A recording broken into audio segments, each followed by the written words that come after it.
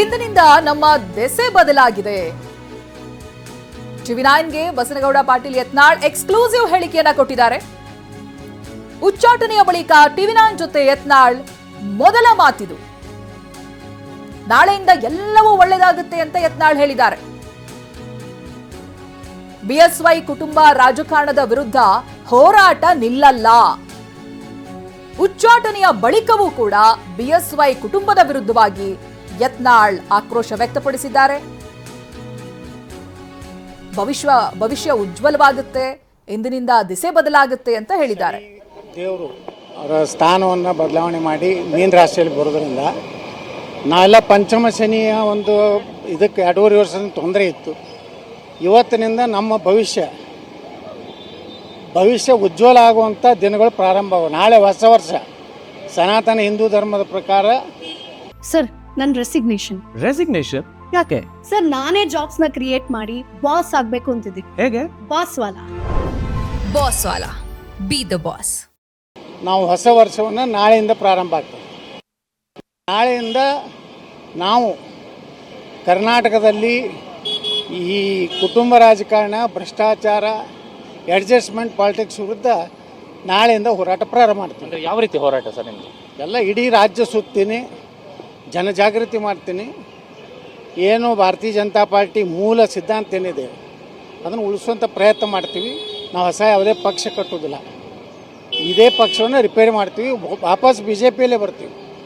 ಇವರು ಏನು ಭ್ರಷ್ಟ ರಾಜಕಾರಣಿಗಳು ಬಿ ಜೆ ಪಿಯನ್ನು ತಮ್ಮ ಕುಟುಂಬದ ಒಂದು ಆಸ್ತಿ ಮಾಡ್ಕೊಂಡಾರಲ್ಲ, ಅದನ್ನು ಕಿತ್ತು ಹಾಕಿ ಸನಾತನ ಹಿಂದೂ ಧರ್ಮ ಉಳಿಯುವಂಥ, ಹಿಂದೂಗಳ ರಕ್ಷಣೆ ಮಾಡುವಂಥ ಕೆಲಸ ಕರ್ನಾಟಕದಲ್ಲಿ ನಾವು ಮಾಡ್ತೀವಿ.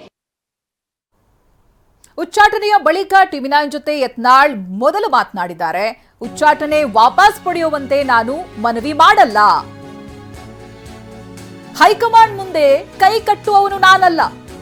ಉಚ್ಚಾಟನೆಯ ನಂತರದಲ್ಲಿ ಟಿವಿ9 ಜೊತೆ ಯತ್ನಾಳ್ ಮಾತನಾಡಿರೋದಿದು ಮೊದಲ ರಿಯಾಕ್ಷನ್. ಹೊಸ ಪಕ್ಷ ಕಟ್ಟಲ್ಲ, ಗೌರವಯುತವಾಗಿ ವಾಪಸ್ ಬರ್ತೀನಿ ಅಂತ ಹೇಳಿದ್ದಾರೆ.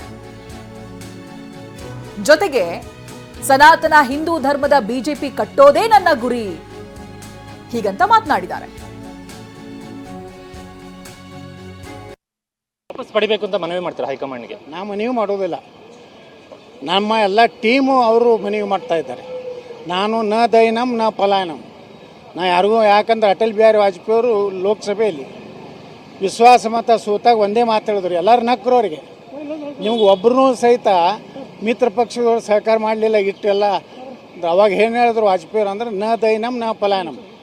ಇವತ್ತು ನಾನು ಪ್ರಧಾನಮಂತ್ರಿ ಹುದ್ದೆ ಹೋಗಿರ್ಬೋದು, ಆದರೆ ನಿಮ್ಮ ದೈನಿನಾಗಿ ನನ್ನ ಕುರ್ಚಿ ಸಲುವಾಗಿ ಅಂತ ಮಾಡೋದಿಲ್ಲ. ಹಾಗೆ ನಾನು ಹೈಕಮಾಂಡ್ ಮುಂದೆ ಹೋಗಿ ಕೈ ಮುಕ್ಕೊಂಡು ನಿಂದಿರೋದಿಲ್ಲ. ಜನರ ಮೂಲಕನೇ ಬಿ ಜೆ ಪಿಯಲ್ಲಿ ಬರ್ತೀನಿ, ಬಿ ಜೆ ಪಿ ಕಟ್ತೇನೆ. ಪಕ್ಷವನ್ನು ಕಟ್ತಾರೆ ಅನ್ನುವಂಥ ಒಂದು ಮಾತಿತ್ತು, ಆ ಥರ ಏನಾರು ಇದೆಯಾ? ಅದೇನೂ ಇಲ್ಲ. ಬಿ ಜೆ ಪಿ ವಾಜಪೇಯಿಯವರು, ಅದ್ವಾನಿಯವರು, ಪಂಡಿತ್ ದೀನ್ ದಯಾಳ್ ಉಪಾಧ್ಯಾಯರು ಕೊಟ್ಟಂಥ ಸಿದ್ಧಾಂತ ಏನಿದೆ, ಆ ಸಿದ್ಧಾಂತದಿಂದ ಕರ್ನಾಟಕದಲ್ಲಿ ಈ ಕುಟುಂಬ ವ್ಯವಸ್ಥೆಯಿಂದ, ಯಡಿಯೂರಪ್ಪನ ಕುಟುಂಬದಿಂದ ಇಡೀ ಕರ್ನಾಟಕದ ರಾಜಕಾರಣ ಹಾಳಾಗಿದೆ. ಭ್ರಷ್ಟಾಚಾರ ತುಂಬಿ ತುಳುಕ್ತಾ ಇದೆ. ಬರೇ ಕುಟುಂಬ ರಾಜಕಾರಣ, ಹಿಂದುತ್ವ ಇಲ್ಲ, ಹಿಂದೂಗಳ ರಕ್ಷಣೆ ಮಾಡಲಿಲ್ಲ ಮುಖ್ಯಮಂತ್ರಿ ಇದ್ದಾಗ. ಶಿವಮೊಗ್ಗದಲ್ಲಿ ಔರಂಗಜೇಬನ ಫೋಟೋ ಹಾಕಿದ್ರು, ವೀರ ಸಾವರ್ಕರ್ ಫೋಟೋಗೆ ಅಪಮಾನ ಮಾಡಿದ್ರು. ತನ್ನ ಜಿಲ್ಲೆಯಲ್ಲೇ ಹಿಂದೂಗಳ ರಕ್ಷಣೆ ಮಾಡದಂಥವ್ರು ಅಂಥ ಮಾಜಿ ಮುಖ್ಯಮಂತ್ರಿ ಮಗನ ಭವಿಷ್ಯ ಇಲ್ಲ. ವಾಪಸ್ ಬರ್ತೀರಿ ಅಂತ ವಿಶ್ವಾಸ ಇದೆ ಬಿಜೆಪಿಗೆ? ನೀವು 100% ಬರ್ತೀವಿ. ಗೌರವಯುತವಾಗಿ ವಾಪಸ್ ತಗೋತಾರೆ.